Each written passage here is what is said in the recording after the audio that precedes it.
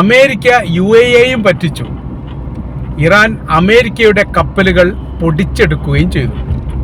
ഹോർമസുമായിട്ട് ബന്ധപ്പെട്ട് പലതരത്തിലുള്ള കുരുട്ട് ബുദ്ധികളാണ് അമേരിക്ക പ്രയോഗിക്കുന്നത്. അതൊന്നും ഫലം കാണുന്നില്ല എന്നുള്ളതാണ് അതിൻ്റെ യാഥാർത്ഥ്യം. ഇപ്പോൾ ഏറ്റവും ഒടുവിൽ വന്നിരിക്കുന്ന റിപ്പോർട്ട് UAEയെ സമ്മർദ്ദത്തിലാക്കിക്കൊണ്ട് ഹോർമുസ് കടലിലെ ഒമാന്റെ ഭാഗം ചേർന്നുകൊണ്ട് കപ്പൽ കടത്തിവിടും, അല്ലെങ്കിൽ അതിനു വേണ്ട സുരക്ഷിതത്വം ഒരുക്കും എന്ന് അമേരിക്ക UAEയെ തെറ്റിദ്ധരിപ്പിച്ചു. ഇത്തരം പ്രവർത്തികൾ വലിയ രീതിയിൽ ഗുരുതരമായിരിക്കുന്ന പ്രശ്നത്തിൽ അവസാനിക്കുമെന്നും വലിയ നാശനഷ്ടങ്ങൾ ഉണ്ടാകുമെന്നും ഇറാൻ മുന്നറിയിപ്പ് നൽകിയിരുന്നു. ആ മുന്നറിയിപ്പിനെ അവഗണിച്ചുകൊണ്ടാണ് UAE ഈ മേഖലയിലൂടെ കപ്പൽ യാത്ര നടത്തിയത്. അത് പെട്രോളിയം വഹിച്ചുകൊണ്ടുള്ള കപ്പലാണ് എന്ന് പറയപ്പെടുന്നു. രണ്ട് കപ്പലാണ് ഹോർമുസിന്റെ തീരം ചേർന്നുകൊണ്ട് അറേബ്യൻ കടലിനെ ലക്ഷ്യമാക്കി പോയത്. 2 കപ്പലിനെയും ഇറാൻ തകർക്കപ്പെട്ടു എന്നുള്ളതാണ്. ശക്തമായിരിക്കുന്ന ആക്രമണ പരമ്പര തന്നെ മിസൈൽ കൊണ്ട് ഈ കപ്പലിന് നേരെ ഇറാൻ നടത്തി എന്നുള്ളതും UAEയുടെ കപ്പലുകൾക്ക് ലക്ഷ്യം കാണാൻ വേണ്ടി സാധിച്ചിട്ടില്ല എന്ന റിപ്പോർട്ട് ഇപ്പോൾ സ്ഥിരീകരിക്കുകയും ചെയ്തിരിക്കുകയാണ്. ഇപ്പോൾ ഇവിടെ നടക്കുന്ന സംഭവം എന്ന് പറഞ്ഞാൽ UAEയുടെ സമാന്തര പാതയിലൂടെ ഒരു പുതിയ പാത വെട്ടിത്തെളിച്ചുകൊണ്ട് അത് യാഥാർത്ഥ്യമായിരിക്കുന്ന പാതയാണ്, അതിൻ്റെ പൂർണ്ണമായിരിക്കുന്ന അവകാശി അമേരിക്കയാണ്, അതിൻ്റെ ഉത്തരവാദിത്തം അവർക്കാണ് എന്ന് വരുത്താനുള്ള വലിയ ശ്രമമാണ് അമേരിക്ക ആരംഭിച്ചത്. അതിൽ ആദ്യഘട്ടത്തിൽ തന്നെ ഖത്തറും അതോടൊപ്പം തന്നെ സൗദി അറേബ്യയും ഈ മണ്ടത്തരത്തിൽ അല്ലെങ്കിൽ ഈ വിഡ്ഢിത്തത്തിൽ കൊടുക്കുകയും ചെയ്തു. അവരോട് പറഞ്ഞിരിക്കുന്ന കാര്യം തന്നെയാണ് ഇപ്പോഴത്തെ നിലവിലെ സാഹചര്യത്തിൽ UAEയോടും പറഞ്ഞിരിക്കുന്നത്. പൂർണ്ണമായിരിക്കുന്ന സുരക്ഷിതത്വം നൽകും. നിങ്ങളെ സംബന്ധിച്ചിടത്തോളം നിങ്ങൾക്ക് ഏതെങ്കിലും തരത്തിൽ നഷ്ടമുണ്ടായാൽ അതിന് നഷ്ടപരിഹാരം നൽകും. ഈ മേഖല സ്വതന്ത്രമായിരിക്കുന്ന ഒരു പാതയാക്കി മാറ്റാൻ വേണ്ടിയിട്ട് സഹകരിക്കണം. ഇല്ലെങ്കിൽ രാജ്യത്തിന് നേരെ ഇറാൻ നടത്തുന്ന ആക്രമണത്തെ പ്രതിരോധിക്കുന്നതിൽ നിന്ന് തങ്ങൾ പിന്മാറും എന്നതടക്കം ഭീഷണിപ്പെടുത്തുകയും സമ്മർദ്ദത്തിലാക്കുകയും ചെയ്തുകൊണ്ടാണ് ഈ മേഖലയിലൂടെ കപ്പൽ യാത്ര ചെയ്യാൻ വേണ്ടിയിട്ട്, അല്ലെങ്കിൽ കപ്പൽ ലക്ഷ്യത്തിലേക്ക് എത്തിക്കാൻ വേണ്ടി ഈ മാർഗം ഉപയോഗിക്കണം എന്ന് പറഞ്ഞത്. സൗദി അറേബ്യ അത് കേട്ടു, ഖത്തറും അത് കേട്ടു. ഹോർമുസ് കടലുമായി ബന്ധപ്പെട്ട് ഒമാന്റെ ഭാഗം ചേർന്നുകൊണ്ട് യാത്ര പുറപ്പെടുന്നതിനോടനുബന്ധിച്ച് തന്നെ ഇറാൻ ആക്രമിക്കുകയും തകർക്കപ്പെടുകയും ചെയ്തു. 3 കപ്പലുണ്ട് എന്നുള്ളതാണ്. അതിലൊരു കപ്പലിനെ കുറിച്ച് ഒരു വിവരങ്ങളും ഇപ്പോഴും പുറത്തു വന്നിട്ടില്ല. ഒന്ന് സൗദിയുടേതാണ്, ഒന്ന് ഖത്തറിൻ്റെതാണ്, മറ്റൊരു കപ്പലും കൂടി ഉണ്ട് എന്ന് പറയപ്പെടുന്നു. ഇപ്പോഴത്തെ സാഹചര്യം സങ്കീർണമാണ്.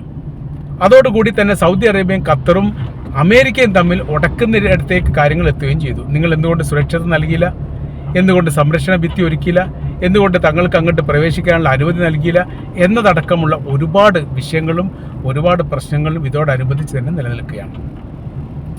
അങ്ങനെ ആ പ്രശ്നം തുടരുന്നതോടനുബന്ധിച്ച് തന്നെയാണ് അമേരിക്ക എന്ത് ചെയ്തത്? ഇറാൻ ആക്രമിച്ചു. വലിയ നാശനഷ്ടങ്ങൾ ഉണ്ടായി എന്ന റിപ്പോർട്ട് വന്നു. ഏകദേശം 12ഓളം ആളുകൾ ഇറാനികൾ കൊല്ലപ്പെട്ടു, 30-ലധികം ആളുകൾക്ക് പരിക്കേറ്റ റിപ്പോർട്ടൊക്കെ പുറത്ത് വന്നതിനോടനുബന്ധിച്ച് തന്നെ ഇറാൻ അമേരിക്കയുടെ സൈനിക ബേസ് കേന്ദ്രീകരിച്ചുകൊണ്ട് തിരിച്ചാക്രമണം നടത്തി. ആ തിരിച്ചാക്രമണത്തിലാണ് വലിയ നാശനഷ്ടങ്ങൾ റിപ്പോർട്ട് ചെയ്തത്. ചരിത്രത്തിൽ ഇന്ന് വരെ അമേരിക്ക ഉദ്ദേശിക്കാത്ത സൈനിക കേന്ദ്രം ബഹ്റൈനിൽ ആക്രമിക്കപ്പെട്ടിട്ടുണ്ട് എന്നുള്ളതാണ്.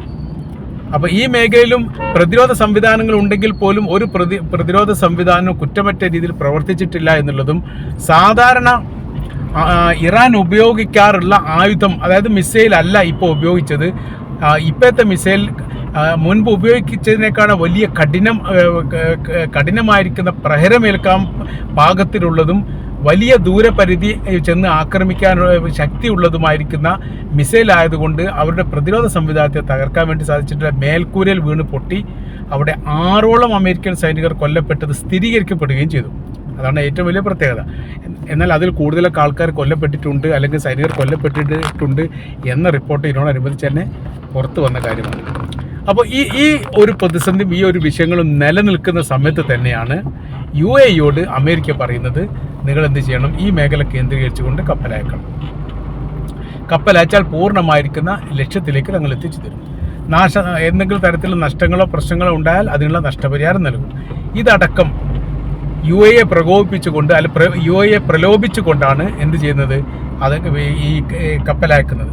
കപ്പലയച്ചതോട് കൂടിയിട്ട് ഈ വിവരം ഇറാൻ അറിയുന്നു. ഇറാൻ അറിയാതെ 24 മണിക്കൂറും സർവ്വ മേഖല, അതായത് ഹോർമുസിൻ്റെ സർവ്വ മേഖല 90 കിലോമീറ്റർ വീതിയും 90 കിലോമീറ്റർ നീളവും 30 കിലോമീറ്റർ വീതിയുമുള്ള ഒരു ഇടുങ്ങിയ ജലപാതയാണ് ഹോർമുസ് എന്ന് പറയുന്ന കടൽപാത.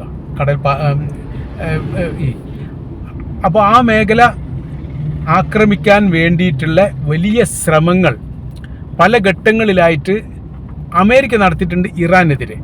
അതിൻ്റെ ഒരു തുടർ ചലനങ്ങൾ അല്ലെങ്കിൽ തുടർ ഫലനമാണ് ഇപ്പോൾ ഉണ്ടായത് എന്ന് ചുരുക്കം. അപ്പോൾ ഇപ്പോൾ നമ്മൾ കൂട്ടി വായിക്കുന്ന സമയത്ത് ഇങ്ങനെ മനസ്സിലാക്കാൻ വേണ്ടി പറ്റും, അത് ഹോർമുസിനെ സംബന്ധിച്ചിടത്തോളം അത് രണ്ട് രാജ്യത്തിൻ്റെയും അഭിമാന പ്രശ്നമാണ്. രണ്ട് രാജ്യവും അത് വിട്ടുകൊടുക്കാൻ തയ്യാറല്ല. അതുകൊണ്ട് അമേരിക്ക എന്താ പറയുന്നത്, അമേരിക്ക പറയുന്ന കാര്യം, ഇറാൻ്റെ ഭാഗം എന്ത് ചെയ്യുക, ഇറാൻ്റെ പക്ഷം നമ്മൾ ഇടപെടുന്നില്ല, പകരം ഒമാൻ്റെ ഭാഗം ചേർന്നുകൊണ്ട് പുതിയ കടൽപാത ഉണ്ടാക്കുന്നു. അതിന് ഇറാൻ എതിർക്കാനും പാടില്ല, അതൊരിക്കലും അംഗീകരിക്കുകയില്ല എന്നുള്ളത് ഇറാൻ്റെ അഭിപ്രായവുമാണ്. UAEയും ഇറാനും തമ്മിൽ നല്ല സൗഹൃദവും നല്ല ബന്ധവുമല്ല.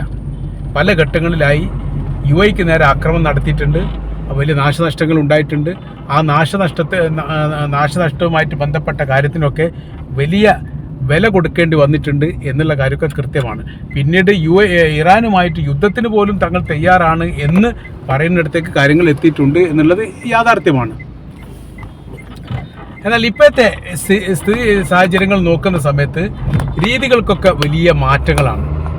കാര്യം അമേരിക്കയ്ക്ക് കീഴടങ്ങുന്ന രീതിയിലോ പരാജയപ്പെടുത്താവുന്ന രീതിയിലോ അല്ല ഇറാൻ്റെ മുന്നേറ്റം എന്നുള്ളത് ഏറെക്കുറെ അമേരിക്ക തന്നെ സമ്മതിച്ചിരിക്കുകയാണ്. പിന്നെ ഒരു നിലനിൽപ്പിന് വേണ്ടിയിട്ട് ഒരു പൊടിക്കൈ എന്ന തരത്തിൽ ഇങ്ങനെ പ്രശ്നങ്ങൾ ഉണ്ടാക്കിക്കൊണ്ടേയിരിക്കുകയാണ്. ഏതെങ്കിലും തരത്തിൽ ഒതുങ്ങുകയാണെങ്കിൽ ഒതുങ്ങട്ടെ എന്ന് കരുതിയിട്ട് അതിനനുസരിച്ചുള്ള വലിയ നാശനഷ്ടങ്ങൾ അമേരിക്കക്ക് ഉണ്ടാകുന്നുണ്ട് എന്നുള്ളൊരു യാഥാർത്ഥ്യവും മറച്ചു വെക്കാൻ വേണ്ടിയിട്ട് സാധിക്കില്ല. അപ്പോൾ UAEക്ക് നൽകിയിരിക്കുന്ന മുന്നറിയിപ്പ്, തങ്ങളുടെ ഹോർമുസ് കടൽപാതയിലൂടെ ഞങ്ങളുടെ അനുവാദമില്ലാതെ നിങ്ങൾ സഞ്ചാരം നടത്തരുത്. അനുവാദമാണെങ്കിൽ പ്രശ്നമില്ല, ഞങ്ങൾ സ്വതന്ത്രമായ രീതിയിൽ പാതയാക്കിയിട്ട് അതിനെ മാറ്റും. ചിലപ്പോൾ ഞങ്ങൾ ചുങ്കം വാങ്ങിയാൽ നിങ്ങൾ സുരക്ഷിതരാണ്, ആ കാര്യത്തിൽ സംശയങ്ങളൊന്നുമില്ല. ഈ കാര്യങ്ങളൊക്കെ പല ഘട്ടങ്ങളിലും പറഞ്ഞതാണ്.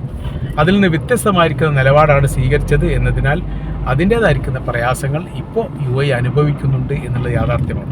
ഇപ്പോൾ UAE അമേരിക്കയും തമ്മിലൊരു പ്രശ്നം ഉണ്ടായിട്ടുണ്ട്.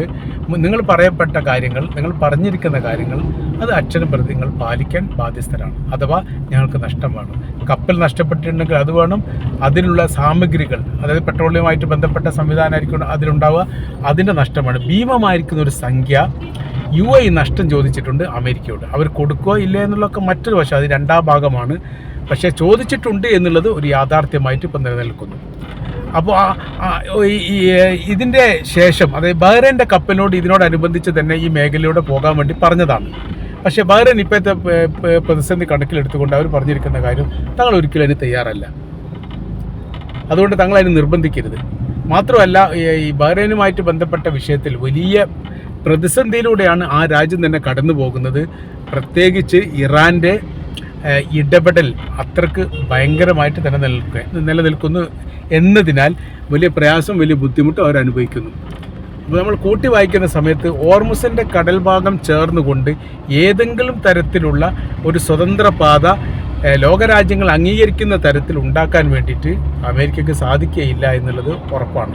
പിന്നെ ഒരു ശ്രമം നടത്തി നോക്കുക പല മേഖലയിലും എന്നുള്ളതാണ്.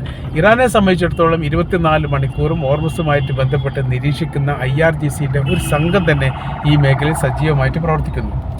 അവരുടെ ആ പ്രവർത്തനത്തിൻ്റെ ഭാഗമായിട്ട് ഈ മേഖലയിലൂടെ കപ്പൽ വരികയാണെങ്കിൽ വിവരങ്ങൾ അറിയുന്നു, അപ്പോൾ കാര്യകാരണങ്ങൾ തിരക്കുന്നു, കൃത്യമായിരിക്കുന്ന വിവരങ്ങളില്ലെങ്കിൽ ആക്രമിക്കുന്നു. ഈ ഒരു രീതി കാര്യങ്ങൾ ഇപ്പോൾ ഇറാൻ അവലംബിച്ചിട്ടുണ്ട് എന്നുള്ളതും കൂടി ഒരു യാഥാർത്ഥ്യമാണ്. അപ്പോൾ യാഥാർത്ഥ്യത്തെ മറച്ചു വെക്കാനൊന്നും സാധിക്കുകയില്ല. യാഥാർത്ഥ്യമായിട്ട് തന്നെ നിലനിൽക്കുന്നുണ്ട് എന്നുള്ളതാണ് ഇപ്പോഴത്തെ നിലവിലെ സാഹചര്യത്തിൽ നമ്മൾക്ക് മനസ്സിലാക്കാൻ വേണ്ടിയിട്ട് സാധിക്കുന്നത്.